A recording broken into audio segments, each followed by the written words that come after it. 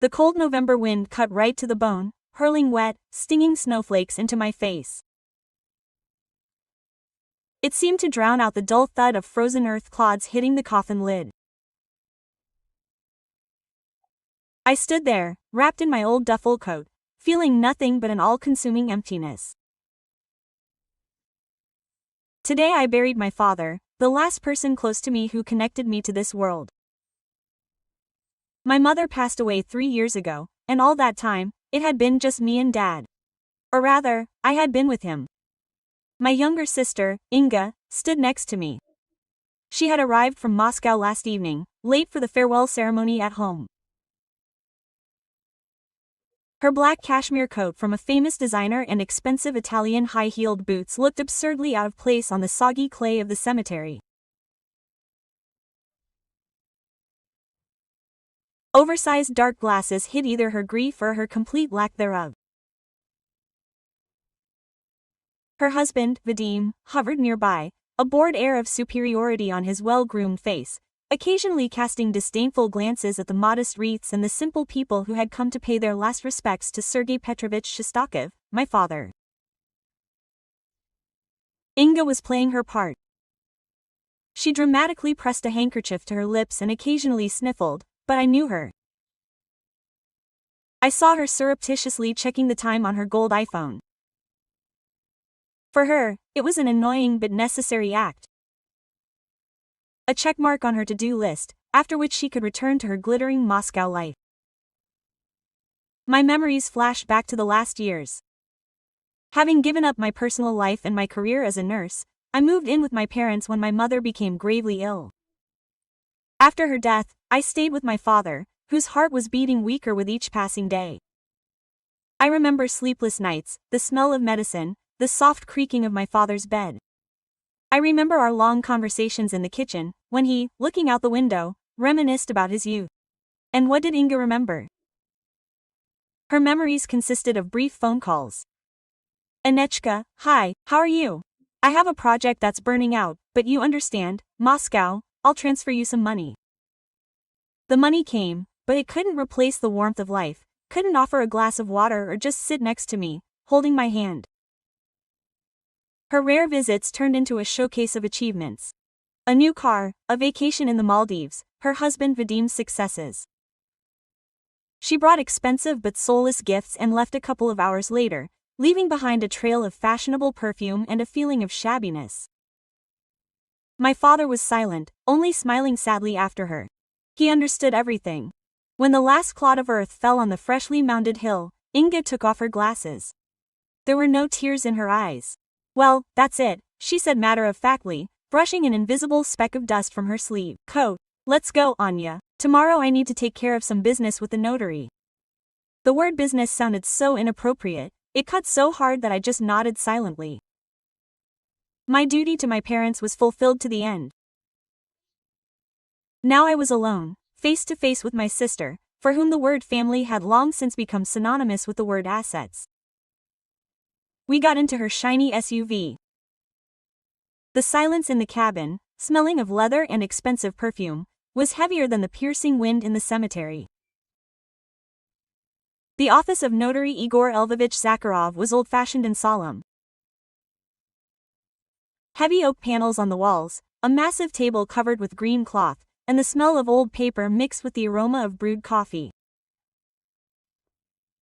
Igor Lvovich, a gray-haired man with tired but penetrating eyes, knew our family for a long time.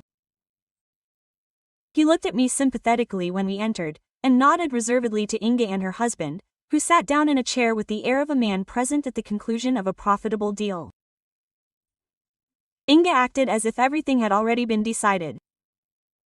She put her Chanel handbag on the table, crossed her legs and looked impatiently at the notary. I sat up straight, my hands clasped in my lap. My heart was pounding somewhere in my throat. It wasn't about money, not about square meters. It was about my father's last will, his final word addressed to us, his daughters. I wanted to believe that in this word there would be justice, an acknowledgement of my many years of care. So, Igor Lvovich began, putting on his glasses and unfolding a document with an official seal. I read out the will of Sergei Petrovich Shostakov, drawn up and certified by him a year ago in full health and sound mind. He cleared his throat and began to read in a dry, official voice. Tone. Every word echoed loudly in the ensuing silence. I listened, barely holding my breath. The 3-room apartment in the city center, where Inga and I grew up, where we spent our childhood and youth, was transferred into the full ownership of Yusupova's youngest daughter, Inga Sergeyevna. I felt my fingers grow cold. But that wasn't all. All the bank deposits, all the modest savings that my father had put aside his entire life, were also hers, Inga's. The corner of her lips twitched in a triumphant smile. Vadim chuckled smugly. I forced myself to look at the notary, waiting for him to continue. To the eldest daughter, Anna Sergeyevna Shostakova, Igor Elvovich continued, and I heard a note of sympathy in his voice. The country house with a plot of land at the address is bequeathed as full ownership. He named the address of our old village house, where my parents moved in their old age. The house, in which I spent my last years caring for them. A house in need of major repairs, with a leaky roof and cracked frames. That's where the will ended. Silence. I stared at one point, at a speck of dust dancing in a ray of sunlight that broke through the heavy curtains. It was all over. Father, my beloved father, had decreed it this way. Why? Didn't he see? Didn't he appreciate it? We walked out of the office and onto the street. Inga, not hiding her triumph, turned to me. Her face was shining. Well, that's justice, sister, she said with an icy grin. Her voice dripped with contempt. To each his own. I worked my whole life to get out of poverty, and you remained down to earth. You, a country bumpkin, belong in this wreck. She threw it in my face like a sop, like a final verdict. Then she turned and, taking her husband by the arm, headed for their shiny car. I was left alone on the cold sidewalk, and her words dug into my heart like sharp shards of ice. A wreck, a country bumpkin, to each his own. A week later, having packed my few belongings in the old city apartment, which had now become alien, I moved into that same country house. The last bus dropped me off at the stop, and I walked the rest of the way along the muddy road, dragging a heavy suitcase behind me. The house greeted me with silence and cold. It stood majestic, with peeling paint on the facade and dark, blind windows, as if offended and abandoned. No one had heated the house for days, and the dank November air inside was even damper and heavier than outside. I flicked the switch. A dim light bulb under the ceiling illuminated the room, and a wave of memories washed over me, so strong that I could hardly stand on my feet. There was my father's chair, sagging, with worn armrests, in which he liked to sit in the evenings, listening to the radio. There was my mother's sewing table by the window, on which spools of thread and an unfinished scarf still lay. Everything here breathed them, their life, their departure. And now all this was mine. My wreck. That first night I hardly slept. I lay under several blankets, but the cold penetrated not from outside, but from within. It was the cold of loneliness and despair. The sounds of the Ingas rang in my ears, mixing with the creaking of the old floorboards and the howling of the wind in the chimney. I felt betrayed. Betrayed by my sister, who had so easily erased me from her life. And what hurt most of all, betrayed by my father. How could he do this to me? How could he give everything to someone who had forgotten about them? And leave me only this dilapidated house, this monument to my many years of self-sacrifice. The days flowed by in a gray, monotonous succession. I wandered aimlessly through the rooms, like a ghost, sorting through things, and each object was a needle piercing my heart. Here is a stack of my father's history books, his favorite subject. Here are the jars of my mother's jam in the cellar, which she made last summer, when she was already very weak. Here are my old rubber boots by the threshold, in which I ran to the garden and to the village store for groceries. My whole life in recent years has been here, in these walls. A life dedicated to others, which, as it turned out, was worth nothing. I stopped answering the rare calls from acquaintances. I didn't want to talk to anyone, didn't want to hear words of sympathy. Bitterness and resentment became my only companions. Sometimes I sat in my father's chair, looked out the dark window, where my tired, aged face was reflected, and tears rolled down my cheeks. It seemed to me that my life was over, that all that lay ahead was this enduring in the old house, completely alone, alone with the ghosts of the past and the awareness of my worthlessness. I, Anna Shostakova, a faithful daughter, a loving sister, turned out to be just a country bumpkin who was shown her place. And that place was here, in the heart of melancholy and hopelessness. A week of hopeless despair passed. The world shrank to the size of the old house, and time stood still. But life, even when it seems that it has frozen, always finds a way to remind itself of itself through the most everyday problems. The season has begun prolonged autumn rains. For days on end, water poured from the low gray sky, turning the yard into a dirty mess. And one night, I woke up to a strange, rhythmic sound. Drip, drip, drip. The sound was coming from the blue side of the cellar entrance. I turned on the light and, throwing on an old jacket, followed the sound. Yes, that's right. Water was falling monotonously from the ceiling right above the stairs leading down, forming a rapidly growing puddle on the floor. The roof, old and leaky, had finally given up. Sighing, I realized that I couldn't put things off any longer.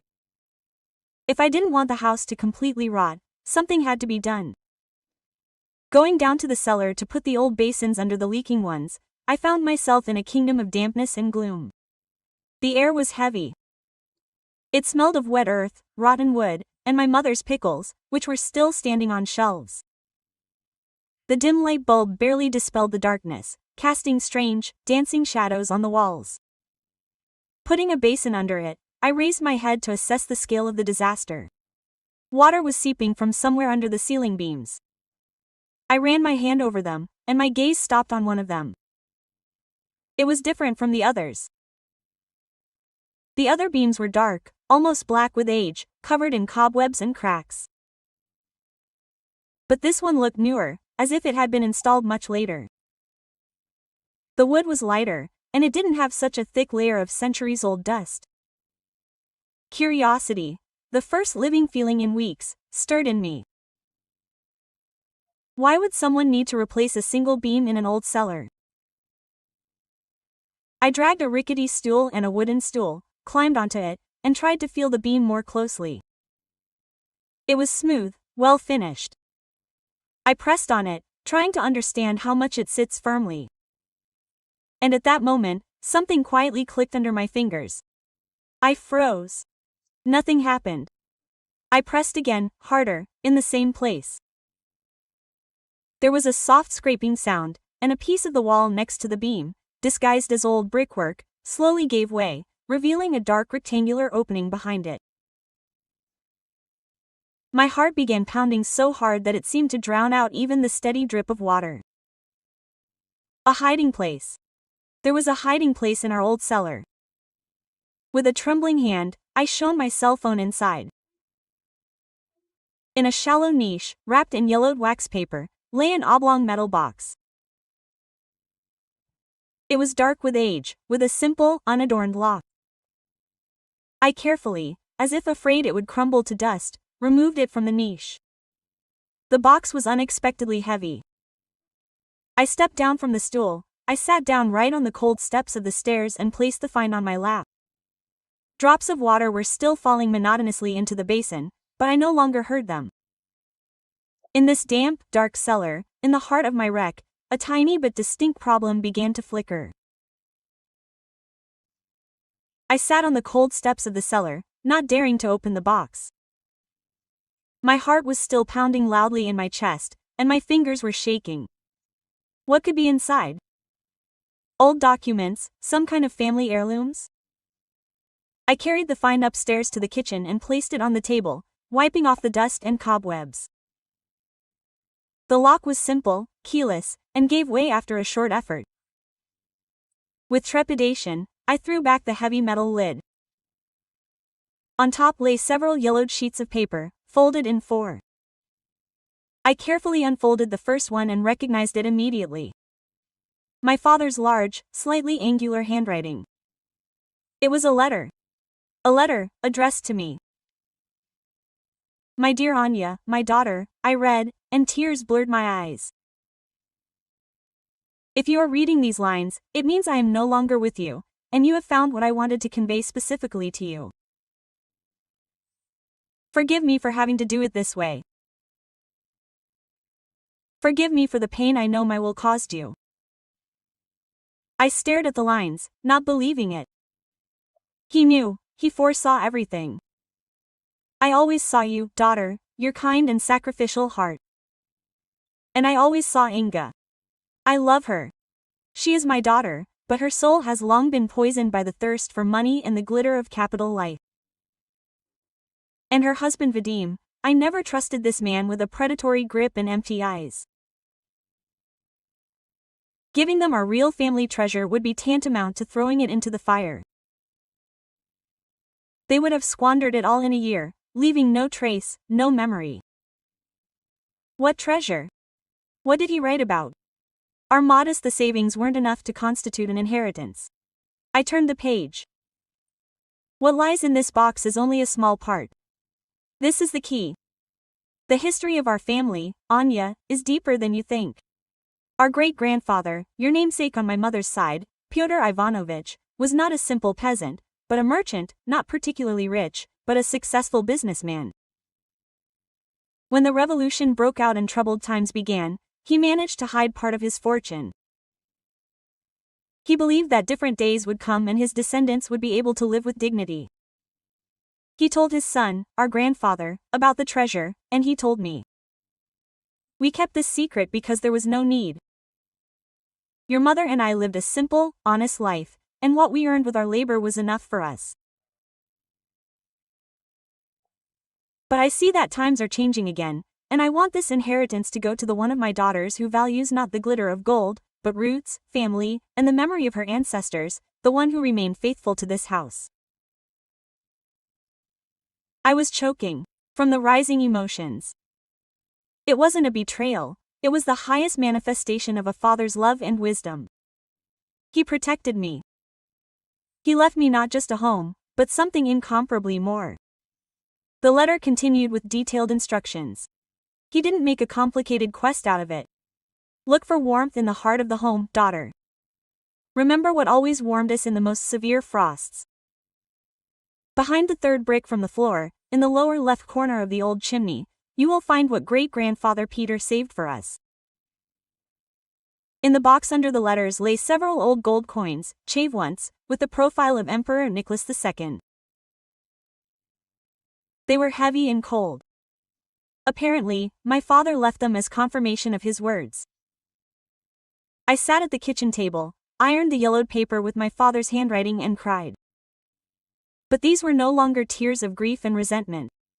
These were tears of gratitude, love, and forgiveness. My father did not betray me. He believed in me. He gave it wasn't just an inheritance, but a future and faith in justice. The next day, barely dawn, I was already on my feet. I barely slept that night, rereading my father's letter and clutching the heavy gold coin in my palm over and over again. Now I looked at the old house with completely different eyes. It wasn't a wreck, but my fortress, the keeper of a family secret. The heart of the house, just as my father had written, was a large Russian stove. It took up almost a quarter of the kitchen. Massive, whitewashed, with a stove bench on top, where Inga and I so loved to sleep as children, when we came to the village for the holidays. How much warmth it gave our family, how much cabbage soup and porridge it cooked in its hot womb. I approached it, feeling awe. The lower left corner, the third brick from the floor. I found this place. The brick was no different from the others. Only the joint around it seemed a little wider. I brought it from the barn, a chisel and a hammer. My heart pounded in anticipation. The first blow, the second. The plaster began to crumble. I worked carefully, afraid of damaging the masonry. Finally, I managed to hook it with the brick hammer and loosen it. It gave way and fell out of the wall with a grinding noise, leaving behind a dark, soot-smelling opening. I shone the flashlight inside. There, in the depths, tightly pressed together, lay several oblong objects, wrapped in coarse canvas. My hands were shaking so much that I could barely hold the flashlight. I reached into the niche and pulled out the first bundle. It was heavy and dense. I laid it on the floor and reached for the next one. There were 5 of them in total. 5 oblong, tightly packed bags made of coarse cloth, tied with rotten twine. I sat on the floor next to them, not daring to touch them. It was here, the legacy of the merchant's great-grandfather. 100 years later, it waited for its moment in the heart of this house. I took one of the bags and with difficulty untied the knot on the string. Holding my breath, I turned it over the old newspaper scattered on the floor. A 2-part but distinct ringing sound echoed throughout the house. Coins rained down on the gray newspaper, gold, tens, hundreds of gold coins of the Tsar's chikonka. They gleamed dully in the morning light, heavy, real, with minted profiles of emperors and double-headed eagles. I emptied the contents of the remaining bags. There was so much gold that it formed a whole mound on the floor. Chave once, 5 ruble coins, imperials. I took 1 coin in my hand. It was heavy and held the cold of time within itself. I sat on the floor amidst this countless wealth and felt no greed or triumph. I felt shock, awe, and an endless connection with my ancestors, with my father, who had so wisely managed this treasure. This wasn't just money, this was my story. This was justice won from fate. This was my chance to start a new life, built not on the grievances of the past, but on the solid foundation laid by my family many years ago. Tears rolled down my cheeks again, but a smile played on my lips. I was no longer a poor relative in a dilapidated house. I was the keeper of a hoard of coins. 3 months passed. During this time, my life changed beyond recognition. I contacted an antique dealer from the regional center, who, upon seeing some of the coins, was speechless and helped me organize their appraisal and safe sale through auctions. The amount raised from the pawn was astronomical. I could not have imagined that our family owned such a fortune. The first thing I did was hire the best construction crew in the area. The old house was being transformed into eyes. The workers replaced the roof, installed new double-glazed windows, and renovated the facade. Inside, a complete remodel was underway. I wanted to preserve the spirit of the old house, but make it modern and cozy. Rumors, of course, began to spread in the village. At first, they said that Shostakova had sold her parents' apartment in the city, then that she had found a rich sponsor. I didn't explain anything to anyone, just smiled mysteriously. Of course, these rumors, growing in incredible details, reached Moscow. One afternoon, when I was discussing the plans for the new veranda with the foreman, a familiar black SUV pulled up at the gate of my renovated house. Inga got out. But she was no longer the brilliant, self-confident businesswoman. Her face was pale and sunken. Dark circles lay under her eyes, and her expensive suit fit somehow baggy.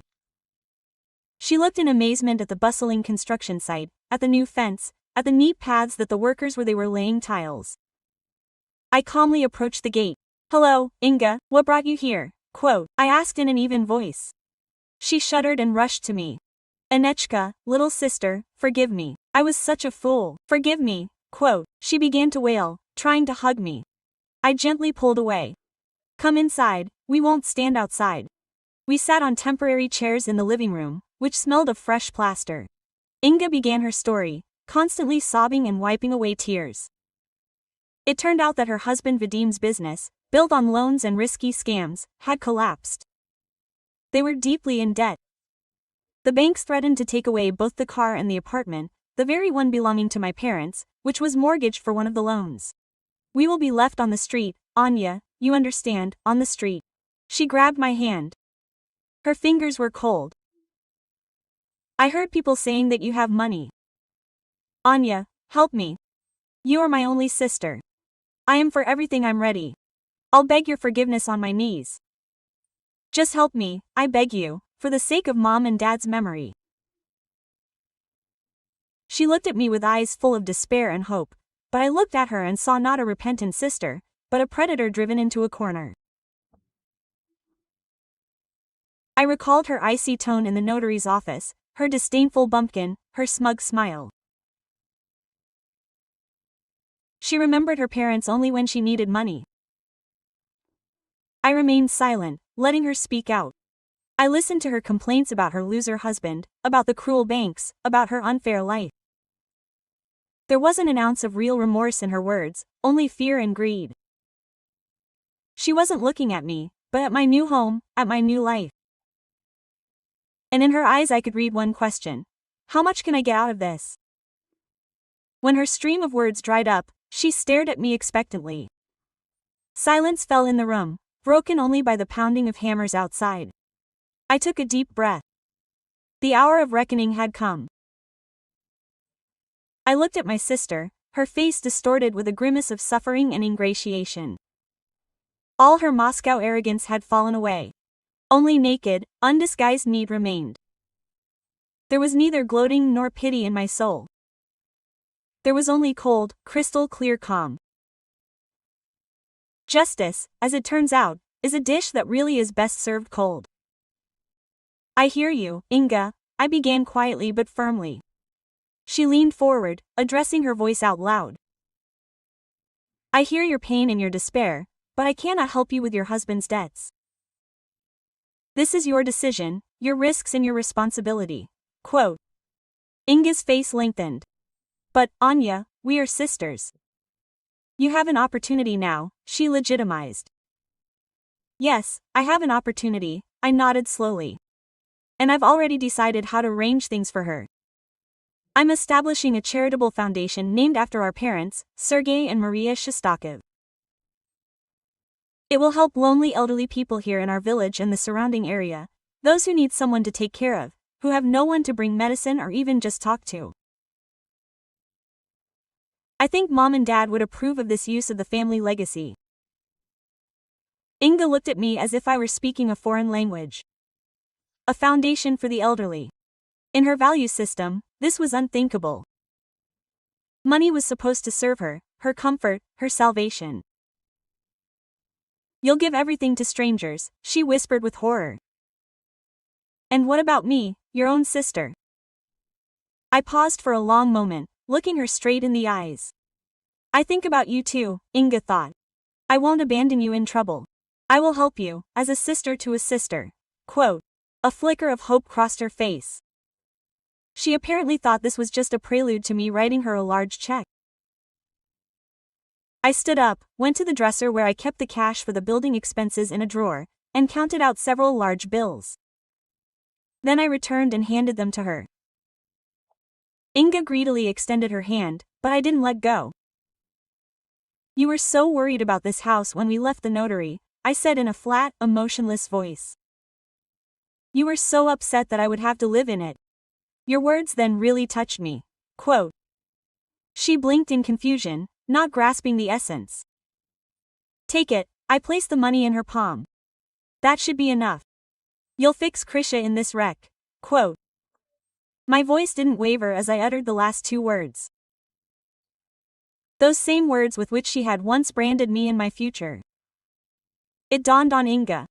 Her face first turned to stone, then turned purple with rage and humiliation. She looked from the money in her hand to me. Pure, impotent hatred splashed in her eyes. "How dare you?" she whispered. "I dare, Inga. To each his own, isn't it?" "You said it yourself," I replied and walked over to the window, making it clear the conversation was over. She stood there for another moment, then crumpled the money, threw it on the floor, and, turning, ran out of the house. I heard the furious slam of her car door and the screech of tires on the gravel. I was left alone in my new, bright house. I picked up the bills my sister had dropped from the floor and placed them on the table. I knew she'd come back for them today, tomorrow, in a week, but she'd come back because for her, pride would always be worth less than money. And I looked out the window at my garden, where the roses I'd planted would soon bloom, and for the first time in many, many years, I felt an absolute, ringing peace. My new life was beginning, and there was no longer room for betrayal in it.